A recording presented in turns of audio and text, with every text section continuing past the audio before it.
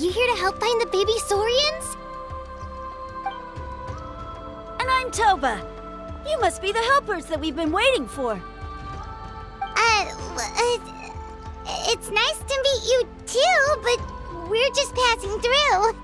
Oh, but Uncle Sanka said he was gonna send some of his friends over to help us. You sure he didn't mean you? Yeah, sorry. Whatever this is about, it sounds like you've got the wrong end of the stick. Wrong end of the stick? Darn it! We've been tricked, Hoonie. I should have known that Glasses Guy was a con artist. What are we supposed to do about the baby Saurians now? Time's running out. It's okay, Hoonie. Don't worry. Why don't you tell us what happened with these baby Saurians, huh? There's been a lot of unrest in the tribe lately, and my dad's Saurian got injured. Her name's Nana, and she has 3 little babies. After what happened to Nana, her babies were so scared that they ran off and hid. I'm really worried about them, so I decided to go look for them. If Nana is your dad's Saurian, why isn't he the one looking for them? My dad's one of the elders, so he's busy getting ready for Turnfire Night. It's a really important ceremony, more important than this, anyway. I'm not supposed to be out here either, but I snuck out without telling him. I didn't think it would take very long, but then that guy we ran into made us tell him loads of stories, and it wasted so much time. Yeah, he was so selfish. He doesn't have a heart. It's all right. Don't let him get to you. We're here now and we'll help you because we care a lot, don't we, Traveler?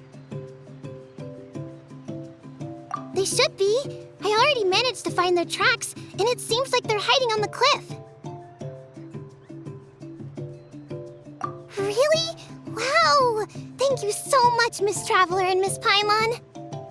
Awesome. You gotta be careful out on the cliffs, though. They're really steep.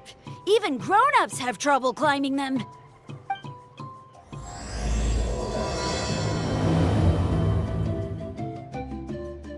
Bruni said the baby Saurians are on the cliff, so let's find a way up.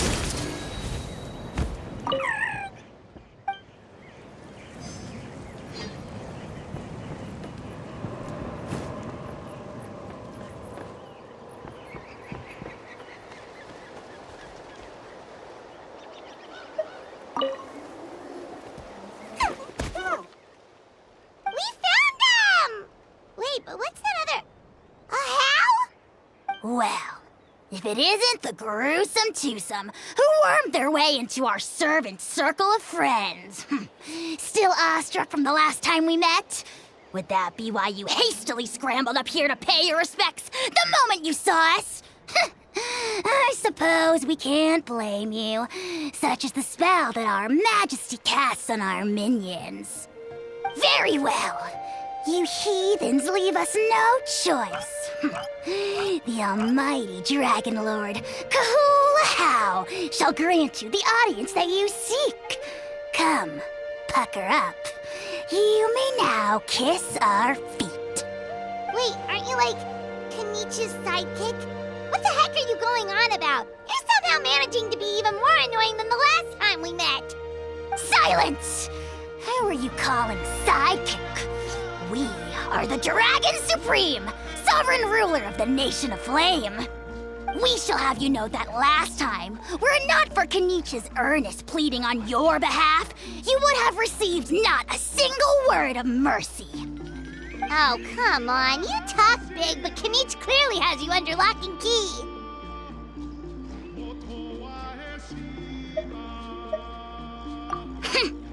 That's more like it. If you must know, our humble servant begged us to investigate an abyss incident near Hoytsidland, and we chose to grant his request. Abyss incident? See this little lizard? Its mother, a medium-sized lizard, came under the influence of abyssal power. In her confusion, she attacked my servant's tribe, then assailed her own offspring. Yikes. So how is she doing now? She was but a lowly bug fighting against the power of the abyss. Naturally, she has departed for the Night Kingdom. Such a fragile creature. Apparently, she ended her struggle by leaping from a cliff. Leaping from a cliff? My dear anemic flying ant, as addled with questions as your head may be, please keep them to yourself and wipe that absurd expression off your face. We are the almighty Dragon Lord Kahula-How, not a wish-granting fountain. Anemic flying ant? You! Just you wait. Two can play at the ugly nickname game. We sense a faint abyssal energy. An evil sorcerer must be lurking nearby, but they are well hidden. If you encounter any suspicious outlanders, be sure to give them a robust interrogation. Suspicious outlanders? Wait, are you mocking us? Ha! How dare you cast aspersions on your ruler, heathen! You're just lucky that our servant has such vile taste in friends. Otherwise, we would beat you black and blue, and then purple, then black again! If you're not here to kiss my feet, then get out of my sight. Do not impede the work of the almighty Dragon Lord, Kahula-How! Potty mouth on that guy! I'm on his furious! Still, good to know about the abyss threat, huh? Wasn't expecting that. Let's not get sidetracked.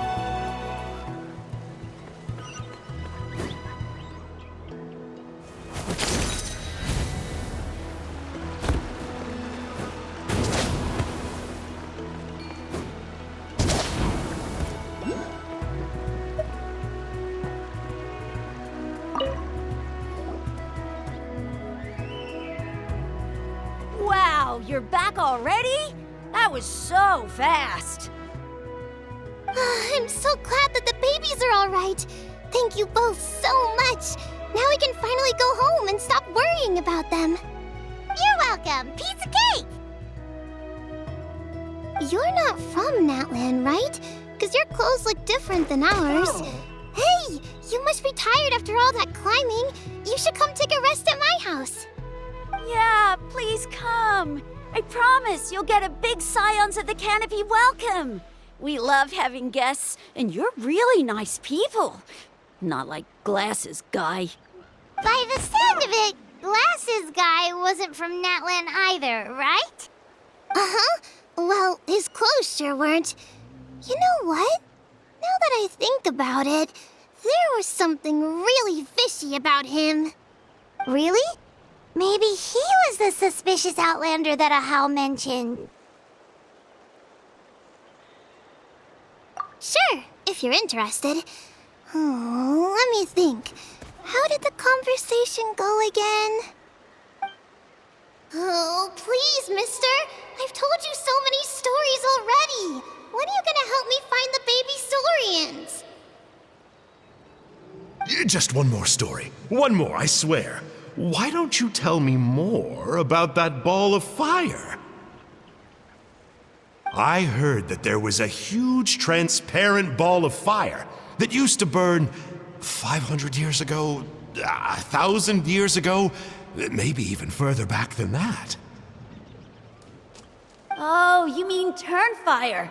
That's where the ancient name Mollypo comes from. Oh, wow. So it was the origin of an ancient name. That's impressive. Uh-huh. There's a story behind every ancient name. The legend goes that the Turnfire first appeared in the era of the Grand Alliance. It was used by the tyrant Och Khan to rule over Natlan and oppress anyone who opposed him. Turnfire is different from normal fire. If you get set on fire with it, you'll feel horrible burning pain from behind you, but you won't die from it right away. And whatever you do, you mustn't turn back to look at it. Why? What happens if you turn back? As soon as you turn around, poof! You get burned to a crisp. Well, good golly gee. I mean, it's one thing to singe someone's clothes, but burning people alive? That is a big no-no in my book. Right? How nasty is it to burn someone from behind and not even let them turn around to look? Och Khan really was an evil tyrant. Yes, shocking behavior. Now, let me guess. Eventually, a valiant hero came to save the day? That's usually how these stories go. Good guess, Uncle Glasses. Seems like you really know your stuff. The hero was called Yupanqui. He's the ancestor of our tribe. Yupanqui was friends with Och Khan the tyrant, and also Shibalanke, the first Pyro Archon. He was working as an ordnance officer for the Grand Alliance at the time. He didn't like how Och Khan was such a cruel tyrant, so he stole the Turnfire and threw it at the Och Khan's army. The soldiers couldn't defend against it, and they all got turned to ash. And that's how our ancestors set our people free. But just as he was about to leave the city, he thought he heard Och Khan calling out to him from behind. It caught him off guard, and he turned around to look. But Och Khan wasn't there. All he saw was a city burned black, an army in ruins, and giant flames reaching up into the sky. A split second later, the flames he saw burst out from inside his eyes and swallowed him up. All it took was a single glance. As soon as he looked back, he was burned to a crisp. The question is, was this the price he paid for stealing the Turnfire, or the price of turning back? Nobody knows the answer. But the fire that consumed Yupanqui burned more fiercely than any other. It burned for 100 days until it burned a hole right through the ley lines. And then, the flame dropped into the deathly dark Night Kingdom, where it still burns to this day. The grown-ups say that it lights up the path that leads to the next life. But for the dead to be reborn, they have to accept the flames and be purified by the fire first. It's like a final look back at your life, where you have to answer for everything you did. Anyway, that's the story of Yupanqui's Turnfire. Ah, a fine parable indeed. So, is it true? Is it really possible to find this fire in the Night Kingdom? I don't know. I think it's just a story. Either way, I assume this name has been passed down in your tribe ever since? Sure has. It went to Burkina, the hero that we celebrate on Turnfire Night. But that was 500 years ago. Yeah, and now it belongs to Kanich, so we often call him Malipo Kanich.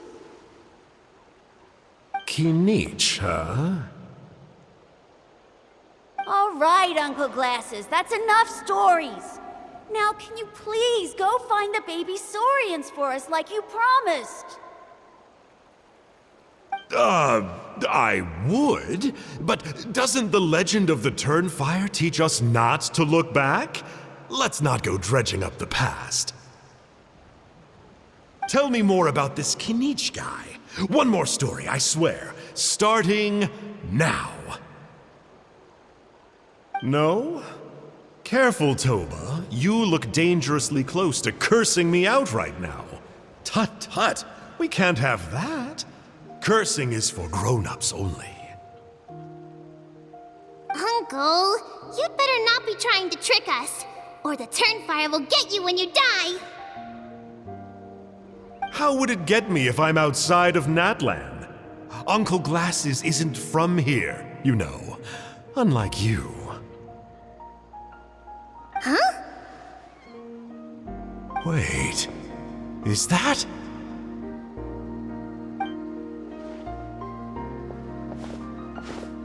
All right, kiddos. I'm a man of my word. 2 of my friends are on their way here, and, yeah, they'll help you out on my behalf. Work them like dogs, okay? That's what they're here for. Don't go easy on them just for my sake. Really? Well, first, can you tell us your name? We met at the foot of this cliff, so beneath the peaks, let's go with Sanka. Seriously? If you don't believe me, turn around and see for yourselves. They're right behind you. Huh? Where? Oh, wait! Uncle Sanka, where did you go?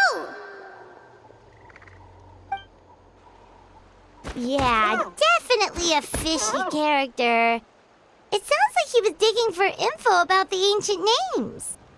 Yeah, and not only that, but he betrayed us too. He'll pay for this. All he got out of us was some stories, though. What's the worst that could happen? Traveler, maybe we should go tell Kanich about this. Ahau says he's investigating it, but he's a bit of a loose cannon. We probably shouldn't take him at his word. Huh? You know Kanich? Not very well, but we have met him before, and one time we had a meal together. Aw, man, I'm so jealous. I never even spoken to him. He's so cool. He's the Saurian hunter, and he has a really awesome ancient name. Me neither. I don't think my dad really likes him, though. He always tells me to stay away from him. Probably because of that little creep he always hangs out with. He's nasty, and he's so full of himself. Oh, the creep who calls himself Kahul Ahau? Yeah, we've had the pleasure of meeting him too. He sure loves pushing people's buttons. Exactly. I don't know why Kanich partnered up with him. Why didn't he pick me instead? Uh-oh! Honey, look how late it is. We've been out way too long.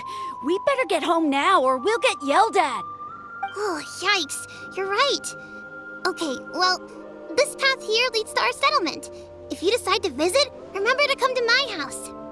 If there's anything you need, my dad can help get it for you. Hope to see you soon. We gotta run. Bye for now.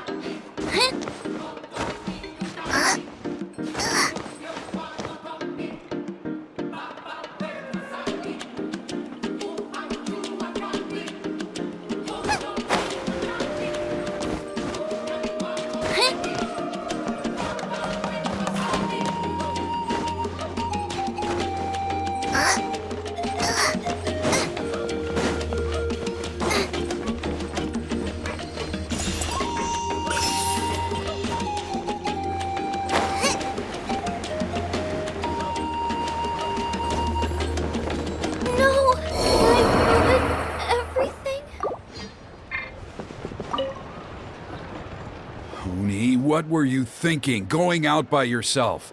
Don't you know how dangerous it is?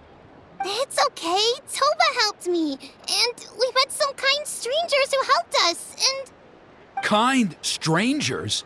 What made you so sure they were so kind, huh? Oh, I suppose they had kind stranger written on their foreheads? yeah, actually, they did. In big, bold letters. Don't talk back to me. The Mountain King problem still hasn't been solved. What would I do if I lost you too? No dinner for you tonight.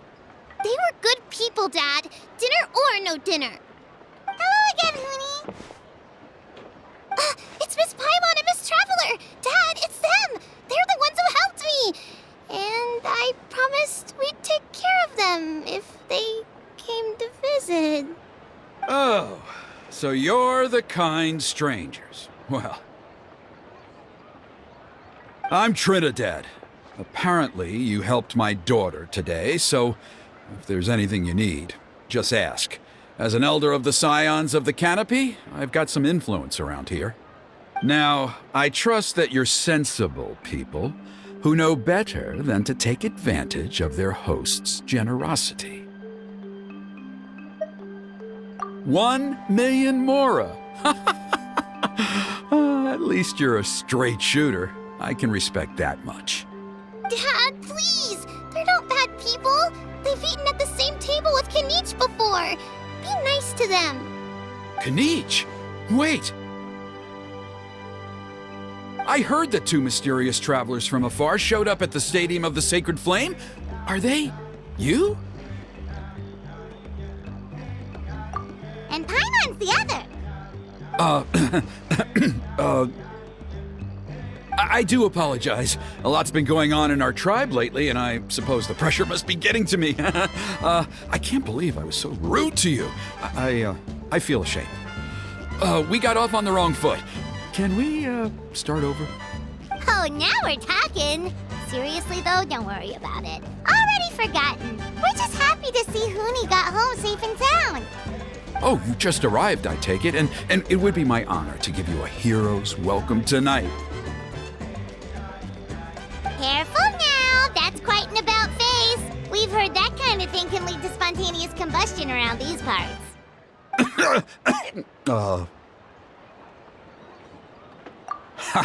My dear traveler, you are very perceptive indeed. Go inside now, Huni. Dad's got some important business to discuss. Okay. Look after Miss Traveler and Miss Paimon. They're very special guests. Well, we'll hear you out, but we can't make any promises that we'll be able to help. Well, this is a matter of utmost importance. Please, allow me to explain. For many years, our tribe has celebrated the Turnfire Night. It is a traditional ceremony among the Scions of the Canopy in which we remember our ancestor, Burkina, and his companion, Kangamato, the Mountain King. Burkina was a hero who bore the ancient name Malipo, and Kangamato was a powerful Yumkasor warrior. Together, they fought against the Abyss. They were victorious, but it came at a great cost. Burkina paid with his life. The Mountain King survived, but was contaminated by the Abyss, and he remains in hibernation to this day. Normally, Yumkasors never live longer than a century. It is possible that the abyssal power is responsible for his unnaturally long lifespan. Oh, that's right. The Mountain King is a living symbol of our glory, but even this glory comes at a price. The abyssal power inside him is highly sensitive, and when it is disturbed, he awakens and flies into a blind rage, attacking anything that moves. So, besides the ceremony, another important part of Turnfire Night each year is cleansing the abyssal power inside the Mountain King so that he will remain sound asleep. However, abyss-related incidents have been on the rise in that land lately, as I'm sure you're both aware. As a result, it has become increasingly difficult to keep the Mountain King in hibernation. Only 5 months have passed since the last Turnfire night, and he's already showing signs of instability. Has he woken up again? He has. We managed to contain the situation by performing a makeshift ceremony right away, but it was a close call. He could reawaken at any moment. Also, he attacked and wounded my companion, Nana, during the ceremony. She became contaminated by the abyss as a result, and... We heard. Such a tragedy. We're really sorry for your loss. Yes, and Nana wasn't the first. Anyway, right now we're preparing for an exceptional Turnfire Night ceremony, and we need to find a suitable flame bearer. From what I've heard about your adventures, I believe you would be perfect for the role.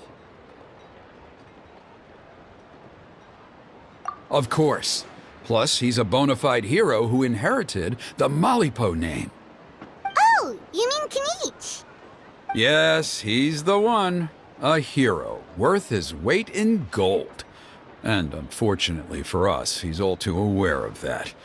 No prizes for guessing what he said when I asked him to host a Turnfire night outside of the annual schedule. An exceptional ceremony? Oh, I'll have to charge an exceptional price.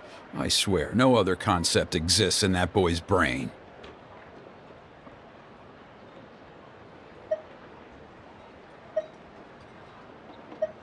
I'm not the one to usually talk about people behind their backs, but I'm convinced the Wyab got hit on the head and took a wrong turn the day it chose to give that ancient name to him. I mean, have you ever heard of a hero whose mantra is, "What's your asking price?" Oh, and don't get me started on that insufferable Ahau he hangs around with. Thinks he's God's gift to mankind. Pompous fool. Yeah, Paimon has to agree on that last part. Anyway, the fact is, the ceremony can just as easily be done without him as long as we can find someone else. And besides, you two seem like much better candidates. So, what do you think?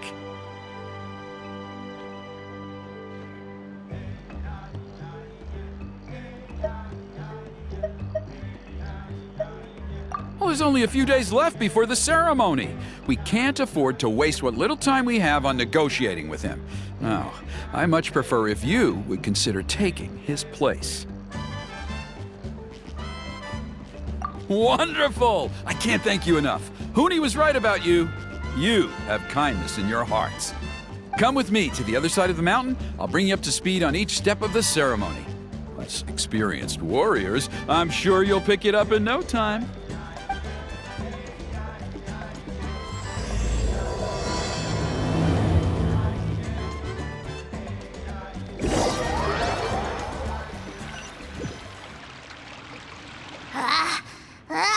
Achoo! Curses! Who dares insult the great Kahul Ahau behind his back? Oh, great Kahul Ahau, bless you. Shut your filthy mouth, worm of the abyss! Your putrid words defile the air we breathe.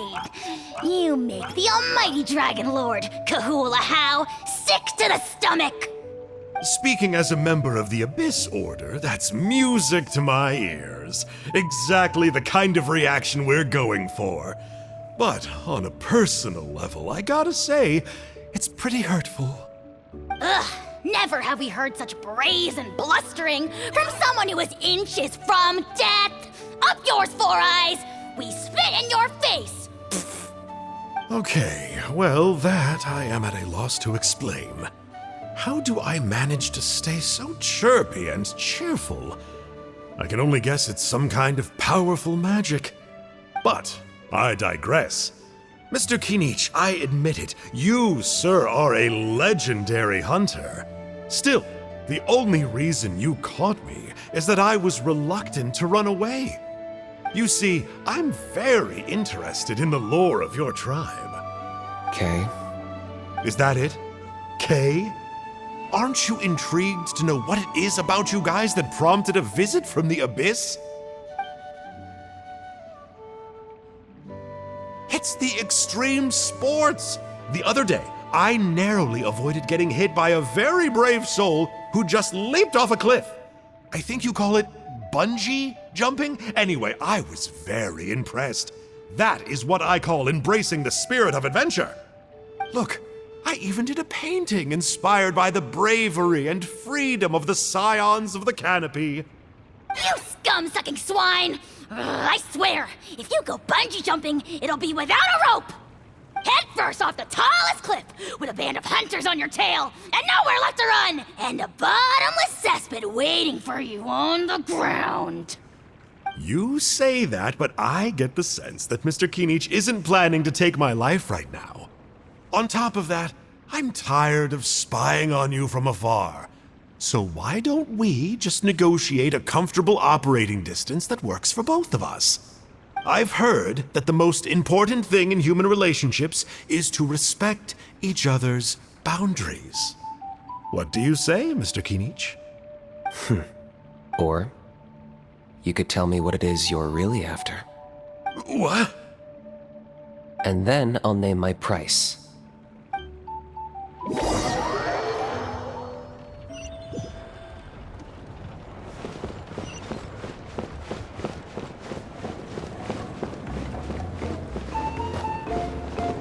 Our bond is strong.